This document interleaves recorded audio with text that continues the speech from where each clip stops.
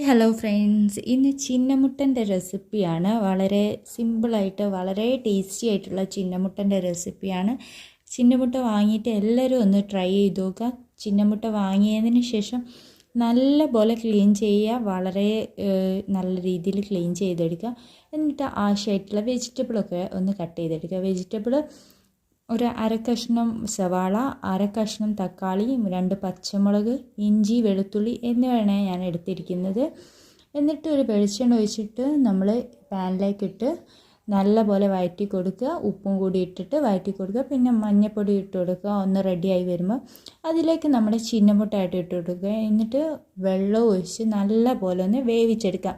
ഒന്ന് മൂടി വെച്ച് വേവിക്കുന്നതായിരിക്കും നല്ലത്. ആ സമയം നമുക്ക് ഒരു മസാല ഉണ്ടാക്കിയെടുക്കാം. അതിലേക്ക് ഒരു 3 ടേബിൾ സ്പൂൺ മുളക് പൊടിയാണ് എടുത്തിരിക്കുന്നത്. ഒരു 1/2 ടേബിൾ സ്പൂൺ മഞ്ഞൾപ്പൊടി എടുത്തിട്ടുണ്ട്. എന്നിട്ട് ഒരു 3-4 ടേബിൾ സ്പൂൺ വെള്ളത്തിൽ നല്ല പോലെ മിക്സ് ചെയ്തെടുക്കുക. ഈ സമയം നമ്മുടെ ചിന്നമുട്ട മസാല ഒന്ന് തുറന്ന് നോക്കുമ്പോൾ ഒരു അധികം മസാല ഒന്നും അല്ലാതെ ഒരു വെള്ള കളറിൽ ഇങ്ങനെ അതായി കളിക്കുന്നത് കാണാം. അന്നപ്പോൾ അത് വെള്ളമൊക്കെ വറ്റിയതിന് ശേഷം ആ പാനിൻ്റെ തന്നെ ഒരു സൈഡിലേക്ക് നീക്കി വയ്ക്കുക. എന്നിട്ട് അതിൻ്റെ മറുവശത്ത് കുറച്ച് വെളിച്ചെണ്ണ ഒഴിച്ചിട്ട് ഈ മുളക് പൊടിയുടെയൊക്കെ മസാല നമ്മൾ അതിലേക്ക് ഒഴിച്ചിട്ട് ഒന്ന് വേവിച്ചെടുക്കുക. അതിൽ നിന്ന് വെളിച്ചെണ്ണ പുറത്തേക്ക് വരുന്ന രീതിയിലാകുമ്പോൾ അത് വെന്ത് വന്നതാവും.